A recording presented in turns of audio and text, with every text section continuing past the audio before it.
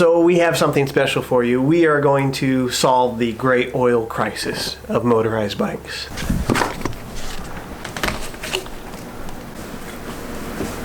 Oh, buddy, I know you really want to go for a ride today.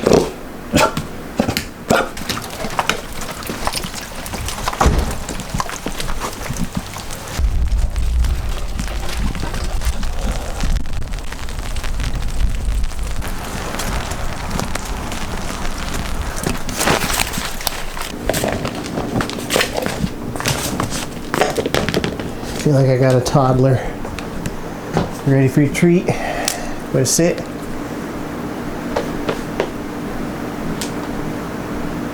Ready? Good boy. Whew. You mind, Henry? Of course not. The first thing I need to do is clean the work area.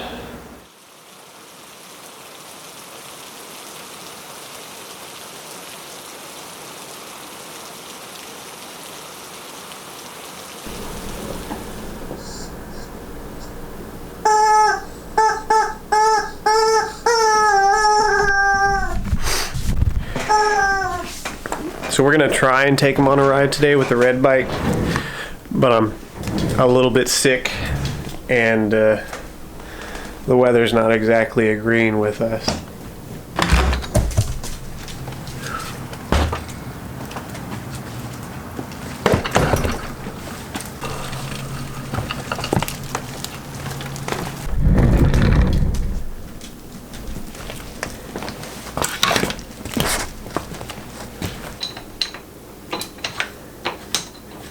I'm sick, it's raining, it's cold, it's gonna be raining all day, it's gonna be cold all day. The question which I get asked more than any other question in every single one of my videos, if you're watching this video, or at least this part of this video, it's most likely because you were recommended to come here after I replied to one of your comments. And that comment you asked was probably, how much oil should you run in how much gas? I've had to reply with the same answer a lot. So I decided to go ahead and make a video about it so I can just point people to the video. The short answer to how much oil should you run in your bike, what is your fuel to oil ratio? The short answer is whatever it says in your manual.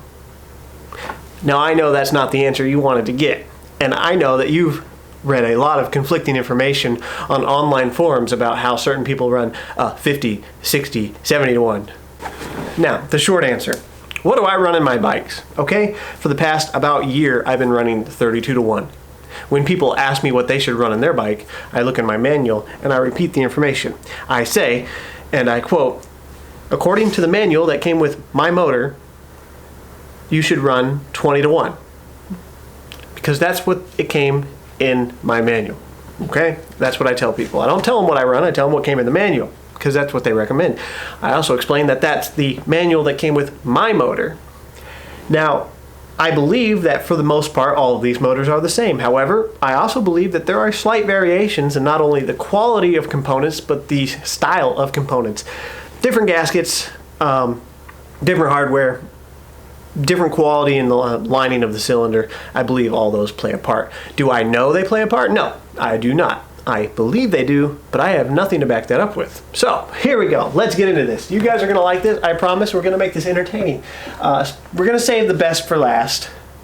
Some gold information that is basically my opinion word for word, written by somebody else. Okay, I have two manuals here. They're identical, so we're just gonna treat them like one. These came with my generic kits, like what's on the Red Huffy here, what's on the Mongoose outside, and my dad's bike, old white black Cruiser. I don't remember what, I haven't ridden it in so long, but all these came with the same manual. The only motor I have that came with a different manual is my Zeta 4040, which is essentially a rewritten manual with quite a few variations on the information. That's not to say it's bad information, it's just different. Now, real quick guys, I do apologize, I am under the weather. So bear with me for any weird noises or faces I make. Okay, source number one recommends running a break-in of 16 to 1 for 500 kilometers, a 91 octane, and it recommends permanently running at 20 to 1 at 91 octane. Okay? Now, I realize depending on where you live, the octanes might be different, but I'll just assume that when they say 91 octane, they mean 91 or higher.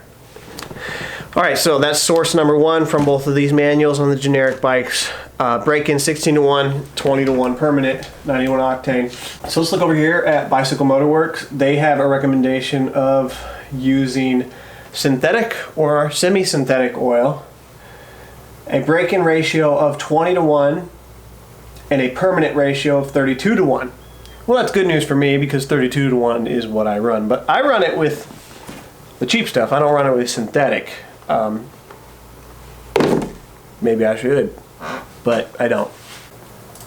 Our third source recommends running a break-in of 16 to 1 with a permanent of 21. This looks pretty identical to what's in here. They've even got the 500 kilometer break-in, so we're just going to assume that this one is the same as this one. So that's 3 different sources with 2 variations.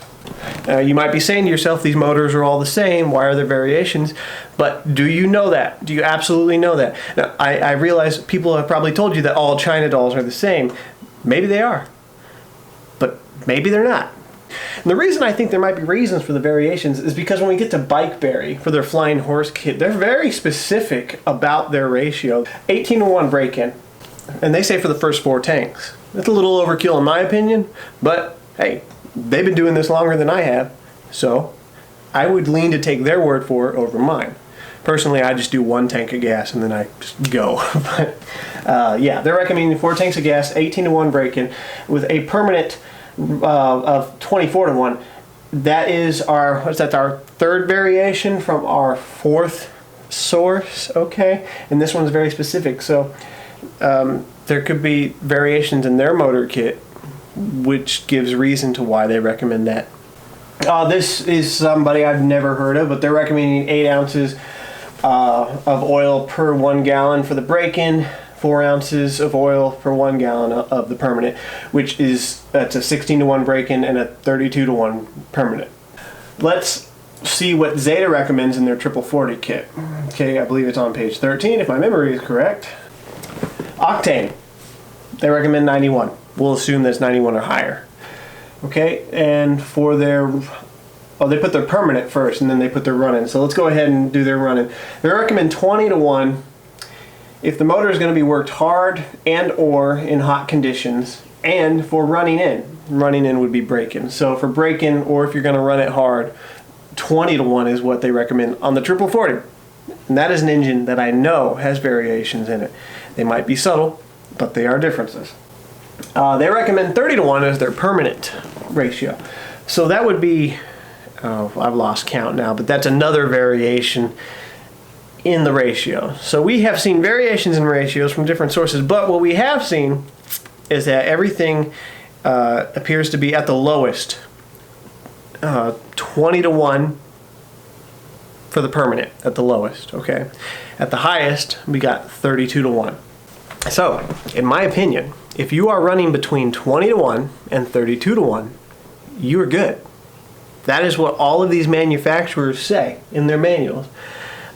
If it's between 20 to 1 and 32 to 1, you should be good. Okay, I would feel safe running any of those numbers or anything in between on any of my bikes. Okay, these are not highly tuned performance motors. Okay, we're not getting into carburetor tuning, spark plug type and spark plug gap.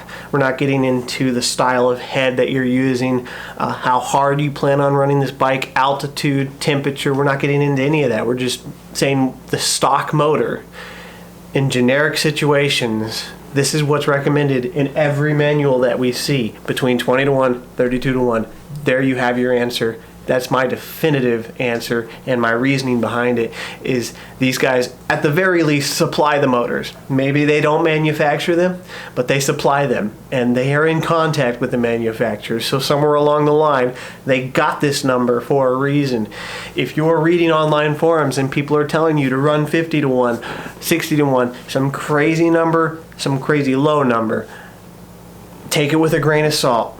Just go with your manual, please. Like, okay, have any of you guys seen the YouTube channel Project Farm? That guy in my opinion, is somebody who, if he posts a definitive answer online about a certain product being better than something, a certain oil ratio being better than something, I would absolutely believe him because of the work that he puts into proving things, the sources he gives, the backlog of information, videos, weeks of research, and crazy testing that he puts right in front of you. I would believe that guy. If he told me that 50-to-1 ratio is solid in all of these stock motors, then I would absolutely believe that guy because he proves it. He backs it up. Now, my own personal opinion is that if you go out, eat a bunch of greasy food, and then spit in your gas tank, your motor is going to run fine. Because these motors just seem to run on any random ratio of oil that you put into them. Do I recommend that as a practice? No, of course not. I'm sure that there is some long-term effects of running such severe little oil in your engine. Maybe it runs great for a couple months, and maybe it's got more power, but it could just gouge the walls and quit. And who wants to admit that online? Hey guys, remember that 50-to-1 ratio I was telling you I run all the time because it's been working for the past 7 months? Yeah, blew up my motor, gouged the walls, everything exploded. No, nobody really wants to admit that. So the failures don't really get on the internet as much as what's currently working because they don't know it's an issue. Side note, see these containers? These are 8-ounce containers. Just a quick bit of information that some of you probably already know, but some of you might not realize.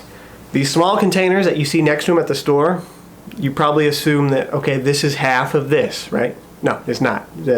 Keep that in mind. This is an 8-ounce bottle. Okay, I like these because in my 2-gallon gas cans, one of these is 32-to-1, which is personally what I like to run on my bikes, just because it's easy, not really for any other reason. I've seen documentations that says 32-to-1 is good to run in some of these stock motors, so that makes me happy. I can dump one of these in a 2-gallon gas can and I'm good to go. This is not 4 ounces. You might think it is. It's 2.6. So just be careful when you're grabbing something real quick off the shelf. Because honestly, at a glance, and the first time I saw these, I thought this was half of this. It's not. Okay, so guys, that's what we got for the video today. I'm sorry. I know that you probably wanted me to tell you a very specific ratio to run and a very specific reason why I run that with some backed up information, proof on why it's good. I can't provide that with you. And I'm a channel who likes to do motorized bike videos. So how much are you going to trust the random guy on a Facebook forum who says that the ratio they're running is good? Anyways, if you guys happen to run a crazy ratio and can back it up with some verified proof with sources and a backlog of information, really, I'd love to hear it because as of right now, other than the manual, that's what we got to work with. I will see you guys in the next video. Thanks for watching.